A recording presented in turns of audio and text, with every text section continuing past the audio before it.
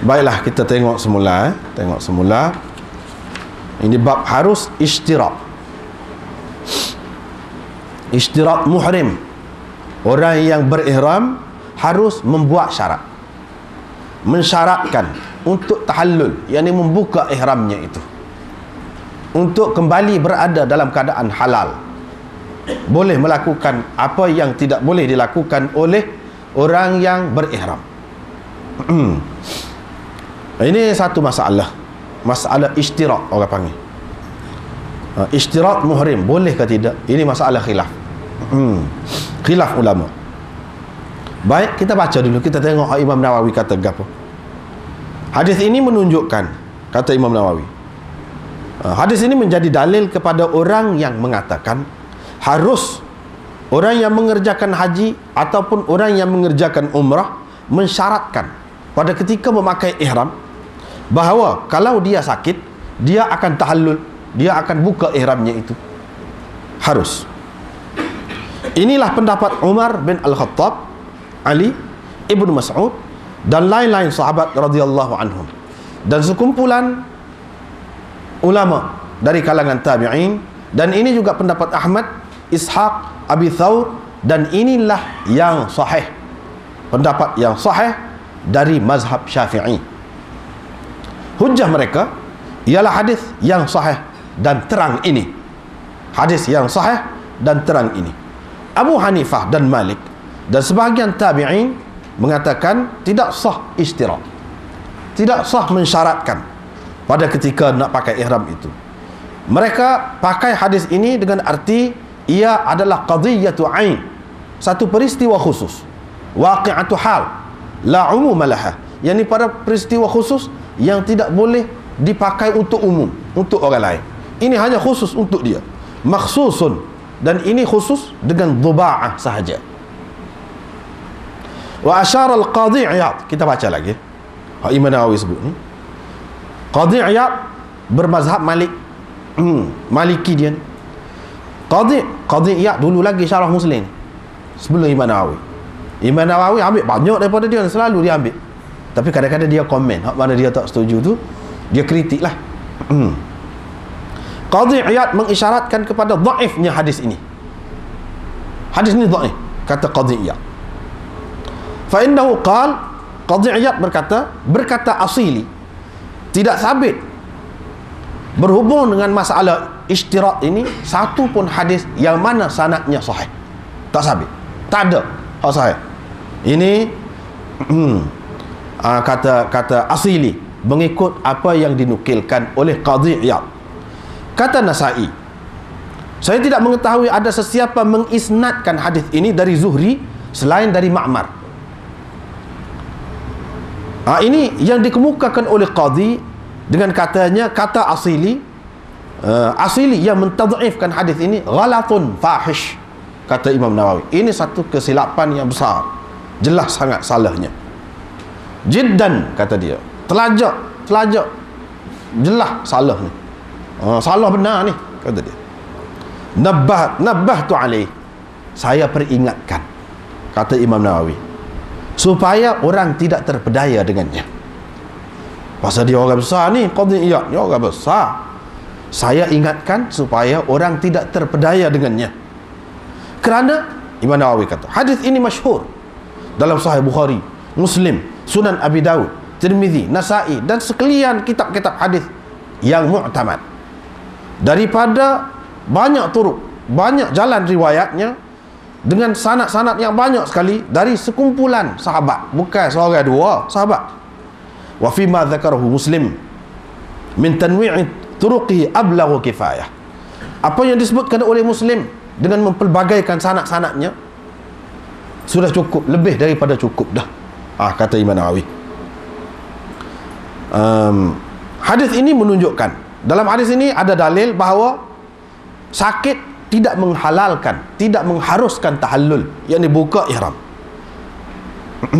Sekiranya tidak ada ishtirak, yakni membuat syarat dalam keadaan ihram, pada ketika pakai ihram tu tidak buat syarat, maka tidak boleh tahallul dengan sebab sakit.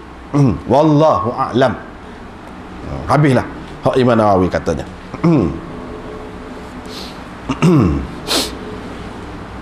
Pak Dhuba'ah ni siapa? Dhuba'ah bintu Zubair bin Abdul Muttalib, anak perempuan kepada Zubair bin Abdul Muttalib, sebagaimana yang disebutkan oleh Muslim tadi kan, dalam kitab, iaitu sepupu bintu ammi, yakni sepupu Nabi SAW. Adapun hak pengarang kitab wasit sebut yang dia ni Dhuba'ah al-Islamiyah, itu pun ghalatun fahish, salah teruk juga tu, salah. Hak sebetulnya ialah ni Dhuba'ah binti Az-Zubair bin Abdul Muttalib Al-Hashimiyah, hak betulnya. Inilah yang disebutkan oleh Imam Nawawi sikit sebanyak, lepas pada tu tak ada lah. Apa masalah ni? Masalah ishtirak. Masalah ishtirak dia berkait rapat dengan masalah ihsar. Soal lagi masalah. Sebelum hak ni dia kena ada soal lagi, kena faham soal lagi, iaitu masalah ihsar. Apa makna ihsar? Yang seseorang tertahan tidak dapat mengerjakan hajinya. Dia pergi pakai ihram gapoda, tengah jalan kerana sesuatu halangan tidak dapat menyempurnakan hajinya. Itu ihsar orang panggil. Asalnya ada dalam Quran hukumnya. Fa in uhsirtum famastaysara minal hadi. Sekiranya kamu terhalang, yakni untuk sampai ke Mekah, untuk nak buat kerja haji ni, famastaysara minal hadi, maka kurbankanlah binatang yang termudah untuk kamu dapati. Binatang yang mudah kamu dapat, binatang apa dia? Binatang ni lah, bahimah, yakni binatang kaki empat ni. Hak yang termudah untuk kamu dapati, kambing ke, lembu ke, unta ke, ikutlah. Itu asalnya dalam Quran. Masalah ihsar orang panggil. Masalah seseorang terhalang untuk menyempurnakan hajinya, bagaimana hukumnya? Baik. Dalam masalah ihsar ni ada khilaf, banyak khilaf di kalangan ulama ni. Apa ni? Imam Syafi'i dan di sini Imam Nawawi sebut, jumhur ulama mengatakan ihsar ni ihsar bil adu sahaja yang diterima, yang boleh dipakai. Makna kita tidak boleh sampai ke Mekah tu, kita tidak dapat menyempurnakan haji kerana dihalang oleh musuh sahaja. Baru boleh kita tahallul. Kalau tidak, tak boleh. Kalau tidak, tak boleh. Tak boleh nak tahallul. Ihsar saja yang boleh. Bila kita tahallul, kita kena hantar binatang kurban itu. Kena hantar binatang kurban. Itu satu masalah yang lain pula. Hantar tu, dah kalau tak boleh hantar, dah musuh sekat, nak hantar lagu mana? Itu masalah lain pula. Masalah yang pertama, masalah ihsar. Syafi'i, Malik, Ahmad dan lain-lain mengatakan ihsar ini hanya dengan musuh saja. Kerana musuh saja baru seseorang itu boleh tahallul, boleh buka ihram dia. Kalau tidak, tak boleh. Tidak boleh. Dia kena lagu mana? Kena pergi juga. Misalnya kalau sakit, terhalang oleh sakit pun kena usah lagi. Kena sampai lepas tawaf tu baru boleh buka ihram. Kalau tidak, tak boleh. Dah tak boleh, tak padan dengan menghantar hadiu. Boleh hantar hadiu, boleh hantar binatang kurban saat ni. Dengan tidak pergi, tak boleh, kecuali kerana terhalang oleh musuh. Ini hak kebanyakan ulama katakan gitulah. Tetapi Imam Abu Hanifah kata tak. Ini masalah kedua pula. Pergi turun kepada masalah yang kedua. Dia kata ihsar ni boleh dengan sebab sakit, boleh juga, atau apa-apa keuzuran lain, tanpa syarat, tanpa seseorang itu mensyarat pada ketika nak pakai ihram. Tak syarat ke berapa, tengah jalan katakanlah sakit dia tak lagi, lagu mana? Hantar binatang kurban, atau mintalah orang di sana supaya kurbankan untuk kita binatang tu sebagai bayar dam lah, sebagai bayar dam. Begitu. Lepas tu tak payah pergi, boleh buka ihram, tak payah pergi. Ini bukan khusus dengan musuh saja. Kalau sakit atau kalau apa-apa keuzuran lain, boleh seseorang tu tak payah pergi ke sana, pada dengan kirim binatang saja. Famastaysara minal hadi. Ini masalah yang kedua. Khilaf di antara ulama-ulama saja. Selain daripada Imam Abu Hanifah yang berpendapat begini ialah Sufyan Ats-Tsauri dan ramai lagi yang lain yang mengatakan boleh. Ihsar ini bukan dengan musuh saja, tetapi kerana sakit dan kerana lain-lain yang menjadi halangan, boleh. Lepas tu dia boleh tahallul lah, boleh buka ihram dia. Tapi kalau orang lain kata tak boleh, dia kena pergi juga sampai ke Mekah, usaha pergi. Kecuali ini masalah ketiga, kalau dia syaratkan pada ketika pakai ihram. Ni khilaf pula yang ketiga. Khilaf pula. Hak ni dia kata Ahmad, Ishaq dan Syafi'i. Imam Nawawi kata inilah yang sahih dari mazhab Syafi'i. Dia kata boleh syarat, dan syarat itu terpakai. Syarat tu lagu mana? Labbaika bihajjin haitsu tahbisuni. Aku sahut seruanmu untuk mengerjakan haji hingga di mana engkau menahan saya. Ataupun kalau saya sakit, saya tidak akan meneruskan haji saya. Dia syarat lagu tu. Kalau dia syarat lagu tu boleh. Boleh, walaupun tidak kerana musuh terhalang, kerana sakit, kerana apa-apa, boleh kalau syarat. Kalau tidak syarat, kalau dia tidak buat syarat, tengah jalan dia sakit, dia tak boleh. Tak boleh. Dia tak boleh buka ihram dia. Ni mengikut mereka ini. Tapi kalau sudah buat syarat, tak apa, boleh buka.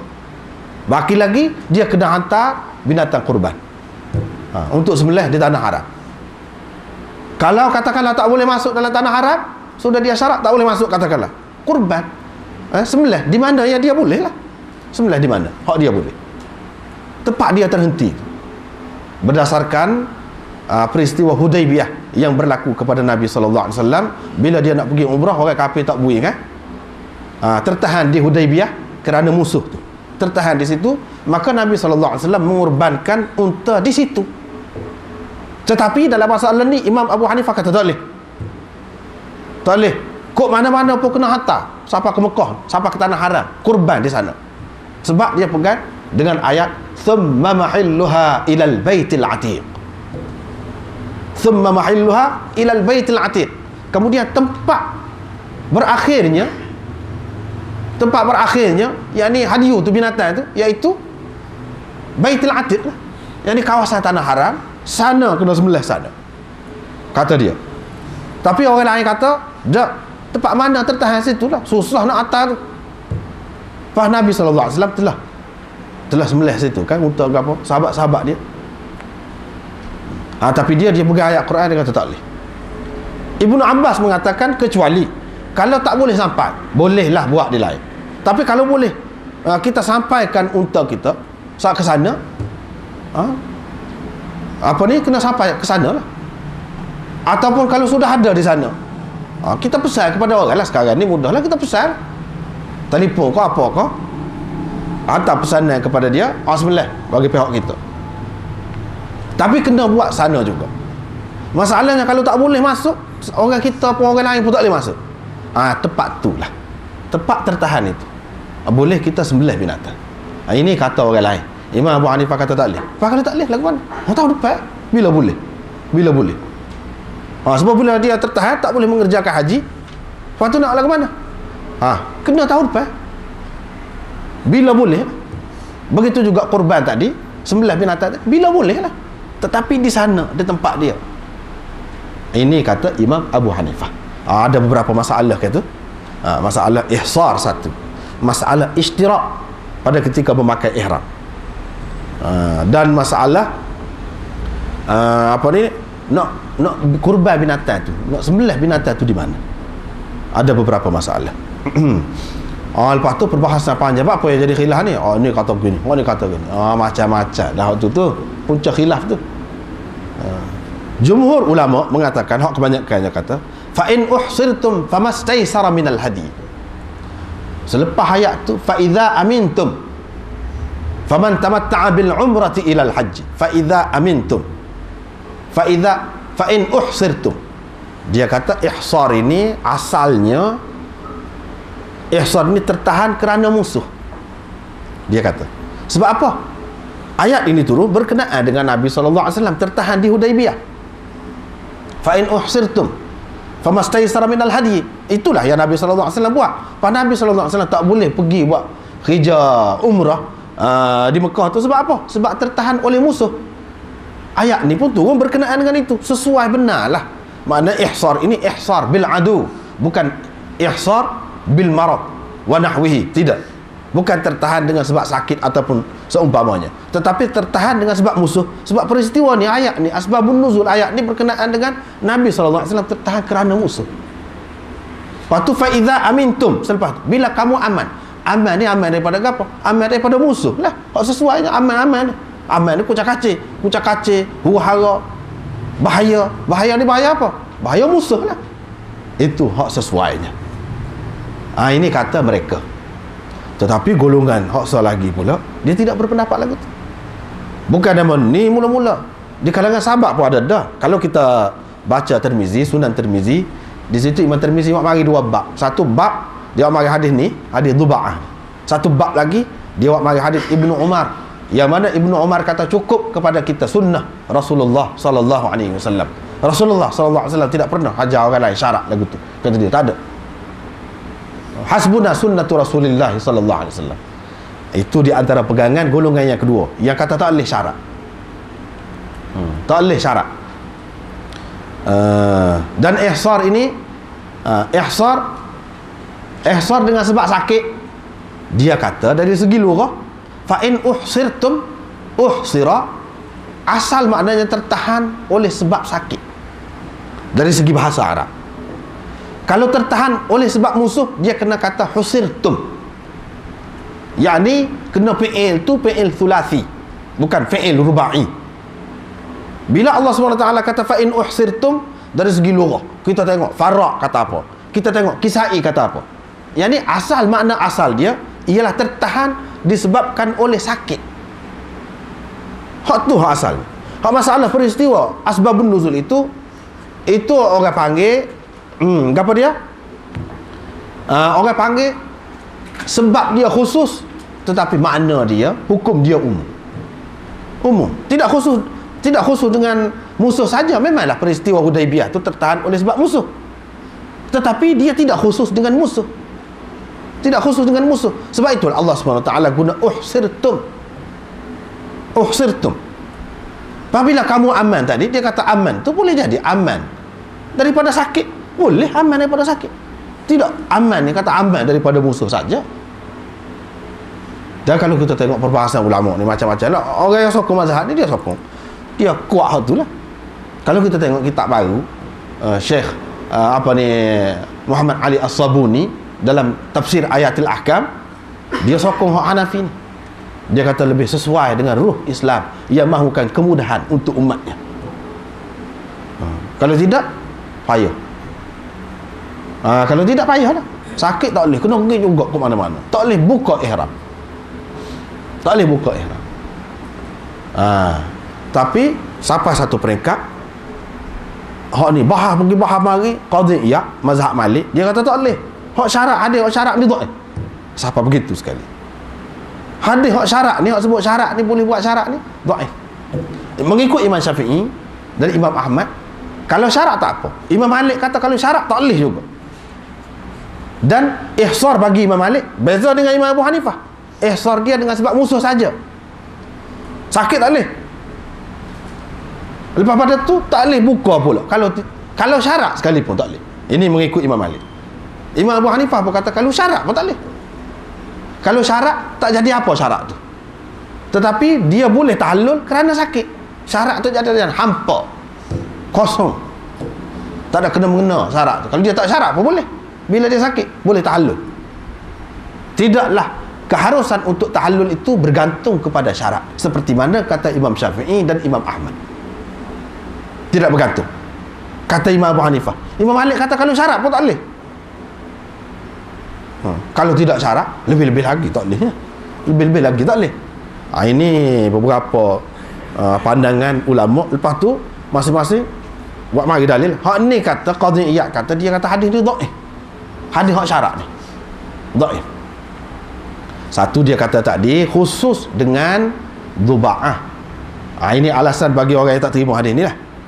Tak terima hadis ni bukan bermakna ingkar sunnah, bukan makna anti hadis, tidak. Itu biasa di kalangan ulama.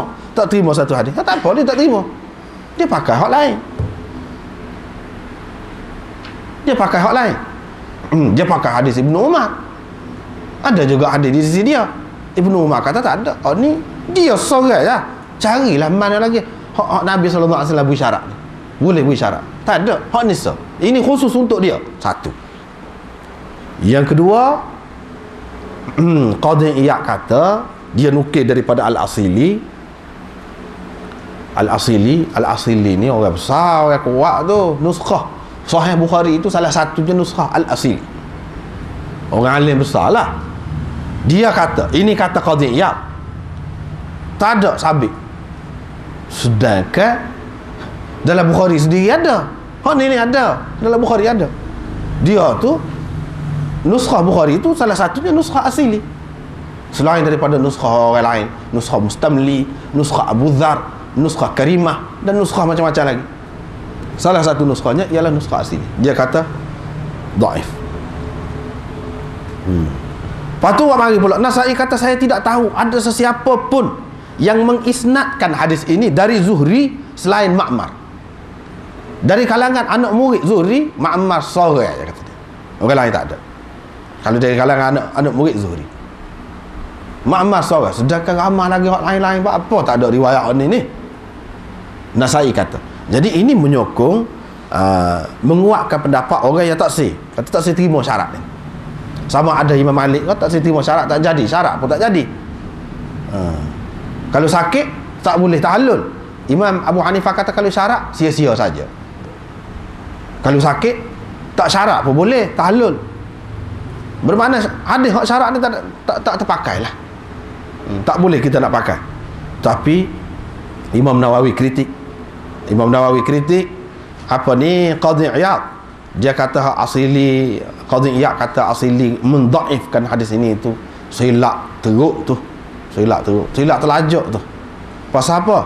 Pasal banyak dalam Bukhari, dalam Muslim dah turuk dia banyak, bukan kata Ma'mar saja. Ya, kalau daripada Zuhri betul lah kata Imam Nasai itu tak ada orang lain selain daripada Ma'mar, tapi melalui tarik lain.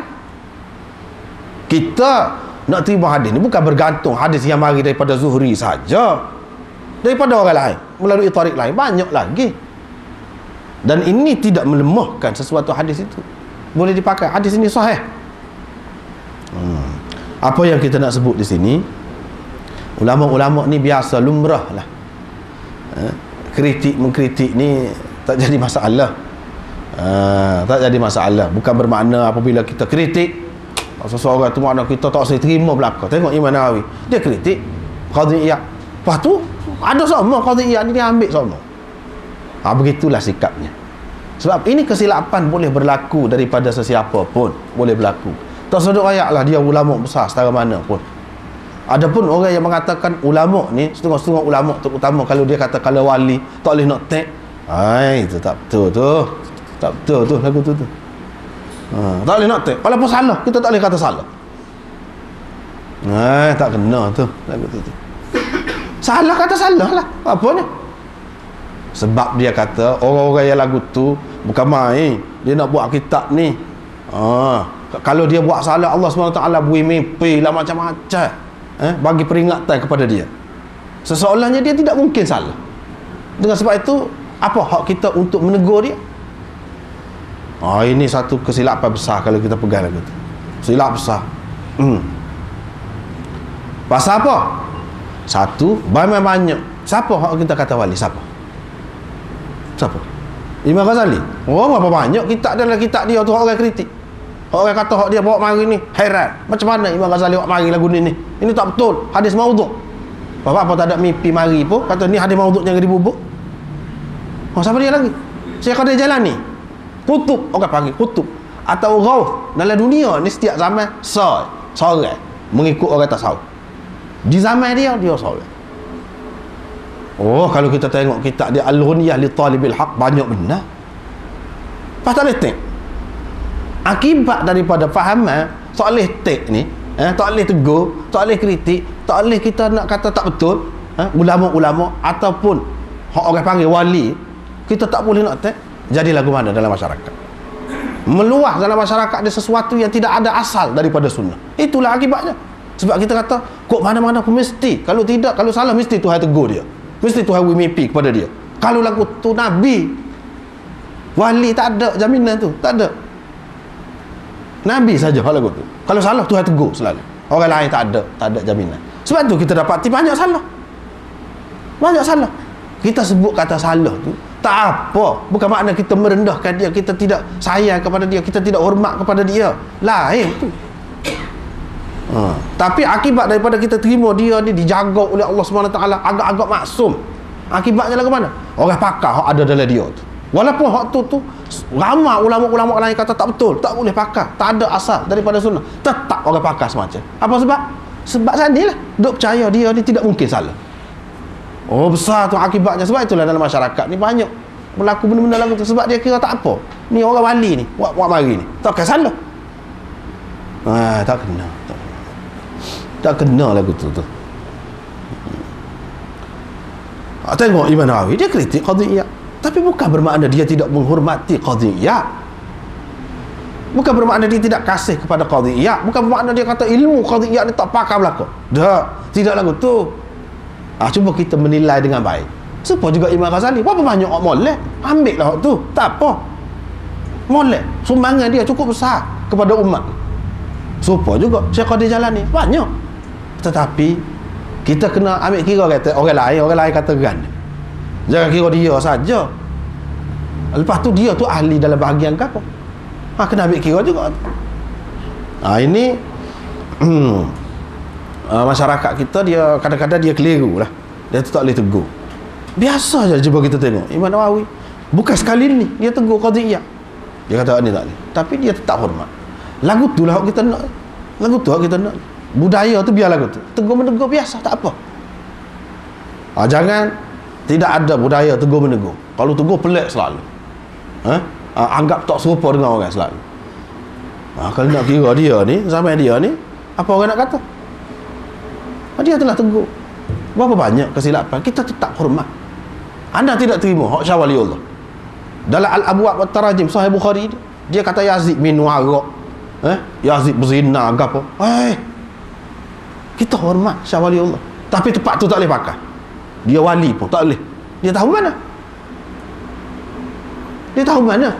Dia tahu daripada kitab sejarah. Kitab sejarah tu setengah mana sahih dia.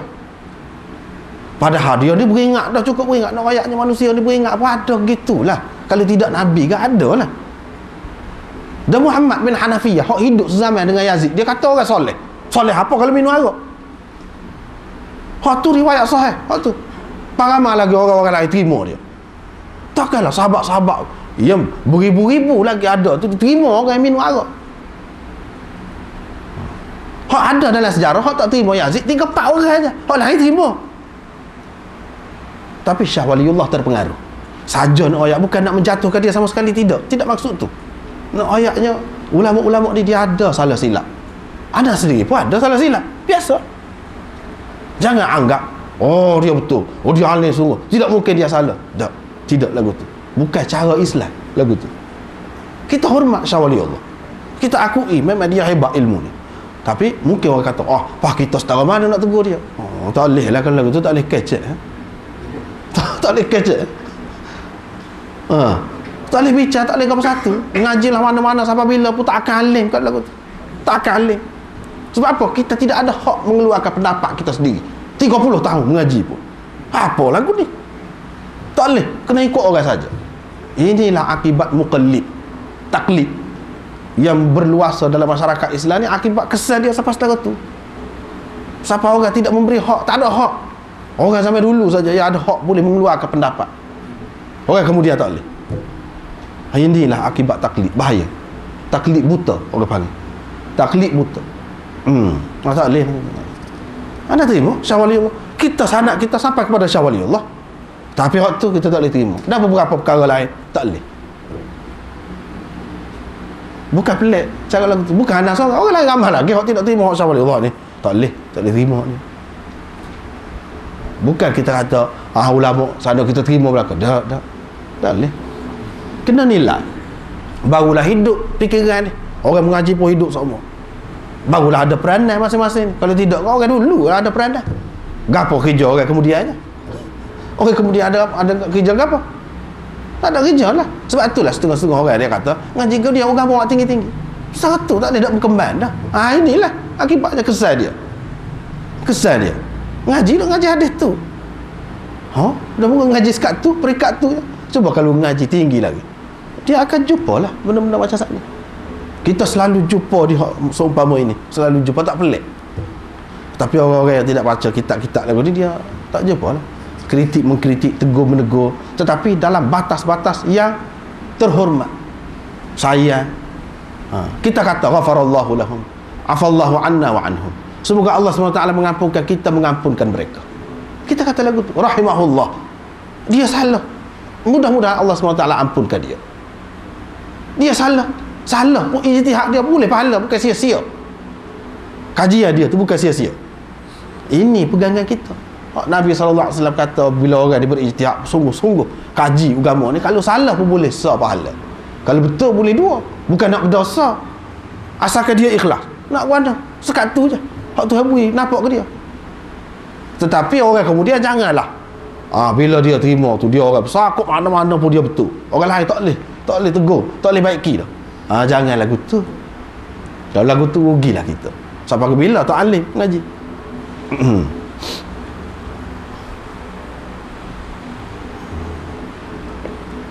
Habislah bab tu.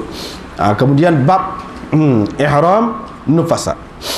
Ihram nufasa dan istihbab mandi untuk pakai ihram. Begitu juga perempuan haid, perempuan yang mari haid. Di sini Imam Muslim buat bab lain, nak menceritakan tidak syarat untuk pakai ihram untuk buat kerja haji ni kena suci. Suci daripada hadas kecil, suci daripada hadas besar. Hadas besar tu termasuklah hak kena mandi lah. Hak kena mandi. Yakni macam haid ke, junub ke, ataupun nifas ke, apa-apalah hak ni. Tidak syarat, kena suci. Dalam keadaan kotor begitu pun boleh pakai ihram. Hak tak bolehnya apa dia? Tawaf. Hak tu tak boleh. Dan semaya 2 rakaat tawaf. Hak tu tak boleh. Hak lain boleh berlaku. Nabi SAW kata kepada Aisyah, isna'i ma yasna'ul haj. Buatlah apa yang dilakukan oleh orang yang buat kerja haji, buat. Ghaira alla tatufi bil bait. Kecuali kamu jangan tawaf Baitullah. Jangan tawaf. Dalam satu hadis disebut gitu, dalam hadis yang lain disebutkan semaya. Tak boleh juga. Semaya sunat tawaf, lepas tawaf tu tak boleh juga. Hak lain boleh berlaku. Boleh buat kerja, boleh tu. Sampai ke masa nak tawaf, tak boleh. Kena tunggu sampai suci. Bila suci bolehlah tawaf. Hak tu sekarang je buat. Lepas tu kalau nak buat lagi hak lain-lain pun, lepas pada tu boleh buatlah. Ini masalah ihram nufasa. Pemandi pada ketika nak pakai ihram itu tidak wajib, istihbab saja. Semua ulama kata lagu tu. Istihbab saja, elok saja. Begitu juga semaya sunat ihram 2 rakaat lepas pakai ihram tu semaya. Hak tu pun tidak wajib juga. Sebab apa? Dubaah ni Asma binti Umais ni dia tidak semaya. Pakai ihram, mandi, dia mandi. Tapi tidak semaya. Nak semaya lagu mana yang tak boleh. Semaya tu tak boleh. Ini masalahnya. Begitu juga dengan orang yang berhadas besar yang lain. Boleh mengerjakan ihram dan tidak terbatal ihram itu. Tidak kata bila dia berhadas besar, maka katakanlah dia mimpi ke gapo ke, maka batal ihram dia, terbuka ihram. Tidak. Dia boleh teruskan buat kerja haji dia, apa yang perlu buat boleh berlaku. Nak gapo-gapo pun boleh, kecuali tawaf dan semaya sunat 2 rakaat tu, hak tu tak boleh.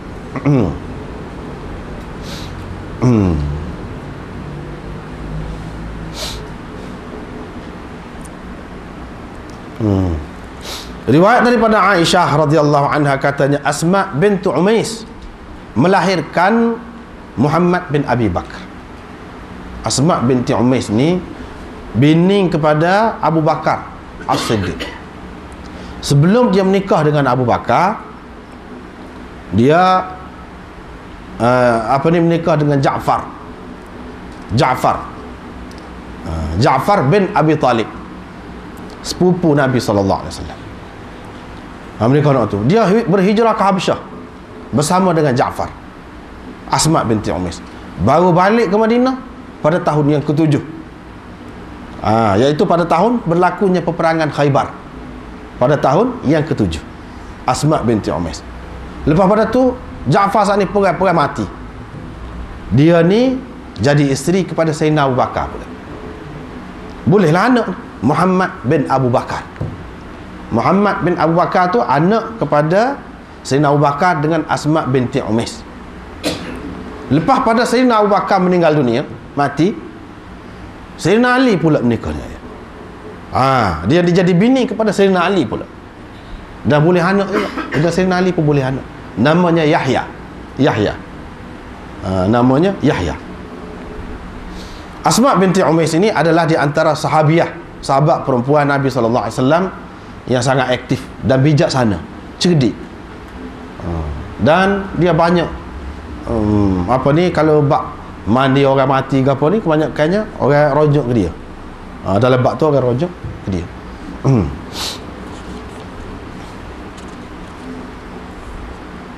Bila dia melahirkan anak tu, Nabi SAW pun suruh Abu Bakar biar suruh dia mandi dan berihlal. Berihlal itu meneriakkan labbaik Allahumma labbaik, yang disebut dengan suara yang derah, labbaik bihajjin ataupun labbaik bi umratin. Itu makna ihlal. Labbaik bihajjin wa umratin atau labbaik hajjan wa umratan, ikutlah. Boleh, itu makna ihlal. Bermakna Nabi SAW tidak menganggap nifas itu sebagai penghalang untuk seseorang perempuan pakai ihram. Dia boleh pakai ihram dan terus mengerjakan haji dia seperti orang lain.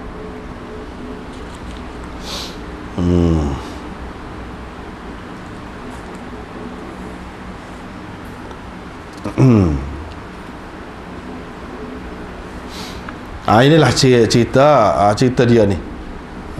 Rekah sajalah. Lepas pada tu nak mandi di celah-celah tu pun boleh, tidak jadi masalah. Cumanya ni cerita sikit lah. Muhammad bin Abu Bakar ni dalam peristiwa fitnah yang berlaku di zaman Sayyidina Osman, dia Tuhan tak gede kan, terlibat. Hak ni lah yang mengecewakan Sayyidina Osman dan sahabat-sahabat lain. Dan dia ni termasuk dalam sahabat yang sangat kecil.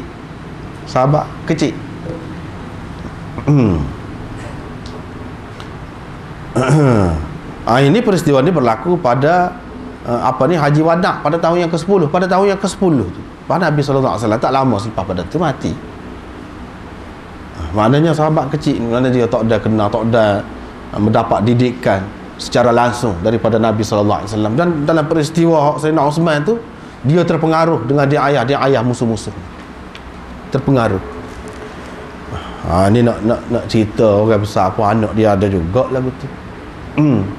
Terkena lah apabila fitnah tu besar. Kadang-kadang dia orang ni terkena. Tak kena banyak pun, piah-piah dia kena. Dia di antara orang yang rukah rumah Sayyidina Uthman. Masuk dalam rumah Sayyidina Uthman. Kira-kiranya masuk buat tu nak bunuh Sayyidina Uthman. Tapi Sayyidina Uthman kata ke dia, kamu Muhammad, kamu bagaimana kalau ayah kamu tengok kamu dalam keadaan begini? Dia pegang canggut Sayyidina Uthman. Dia naik angin. Orang muda terpengaruh pula dengan dia ayah. Kata Sayyidina Uthman ni tak betul berjalan mereka, nak tukar dengan orang lain. Dia terpengaruh. Dia pegang canggut Sayyidina Uthman. Sayyidina Uthman kata gitu, kalau ayah kamu tengok bagaimana, kamu duduk lagi. Dia pun lepas. Lepas tu dia lari. Dia tidak terlibat dalam pembunuhan Sayyidina Uthman. Tapi di peringkat permulaan, siapa lagu tu masuk rukah naik atas rumah, ke atas, Dah siapa pegang janggut Sayyidina Osman, siapa begitu sekali. Tapi lepas, dia tidak terlibat. Memang dalam sejarah sebut dia tidak terlibat. Sebab lepas pada Sayyidina Osman kata begitu, dia pun lari. Dan dia tidak, orang lain hak mari bunuh Sayyidina Osman. Itulah peristiwanya. Apabila Sayyidina Osman mari, Sayyidina Osman duduk baca Quran, puasa. Sebab Nabi SAW dia mimpi dah sebelum pada tu. Esok kata Nabi SAW buka puasa sekali. Tak apa, dia duduk baca Quran. Baca Quran. Ketika orang mari bunuh dia, bini dia yang bernama Nailah tahan, sekat orang, sekat putus jari. Kena tetap putus jari, putus tangan. Ada Sayyidina Osman pun dibunuh di situ. Darah dia memancuk, kena fasayakfikahumullah, Tuhan akan balas kamu. Kebetulan kena pada ayat tu, fasayakfikahumullah, Tuhan akan membalas dengan cukup kepada kamu. Mengecik pada ayat Quran. Yang Sayyidina Osman mati lah. Itulah peristiwanya.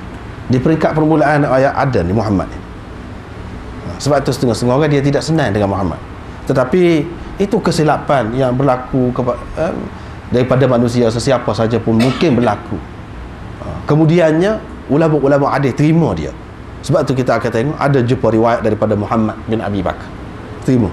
Setara tu kesalahan tu tidak mencacatkan seseorang. Setara tu kesalahan, dia tidak terlibat dalam pembunuhan, cuma dia terpengaruh tadi lah. Tu kira-kiranya dia bertaubat lah.